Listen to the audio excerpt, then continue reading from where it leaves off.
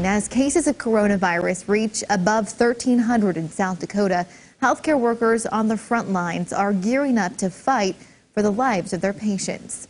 KELOLAND's Angela Kennedy spoke with an Avera hospitalist who is working exclusively with COVID-19 patients. Avera hospitalist Dr. Nathan Miller arrived at our interview wearing goggles and a mask. But when he's in a COVID patient's room, he puts on the hooded PAPR mask. The hospitalists are wearing those on the COVID-19 units in every room, essentially so we can conserve the face mask for the rest of the healthcare team.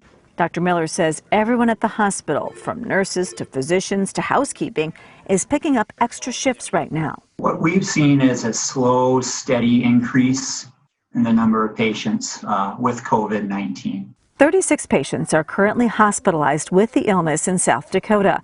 Dr. Miller says he's confident the health systems will be able to handle an influx of patients, even with Smithfield Foods, now the #1 hotspot in the nation, with 733 related cases and counting. You are really in the hotspot.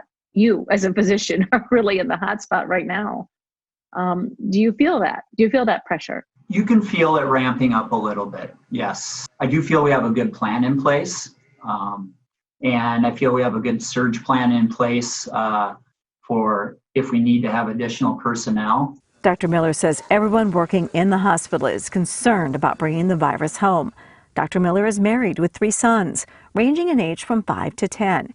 He explains the precautions he's taking to try to keep his family safe. For me, it's bringing a separate change of clothes that I wear in, and I change into a different set of clothes and bag those up when I leave and go home, and then change into the ones that I came in with.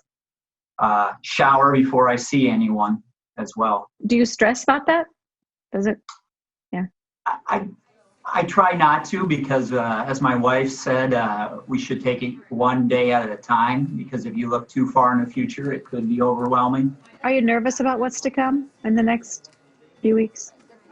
Oh, I have a little bit of nervousness, but again, if I didn't, I think it would be dangerous if I didn't. Like I said, I'm not, I don't have severe anxiety, but I respect the disease. I respect what we have before us, and I think it will be a challenge. I am confident that we are planning. I am confident that with anything we will always have to adapt, and I'm confident we'll get through this. Dr. Miller tells me his patients range from having the worst flu-like symptoms they've ever experienced to needing to be hooked up to a ventilator in order to breathe. He says he cannot stress enough the importance of everyone doing their part and following social distancing guidelines and staying home if you can. Some good advice. We have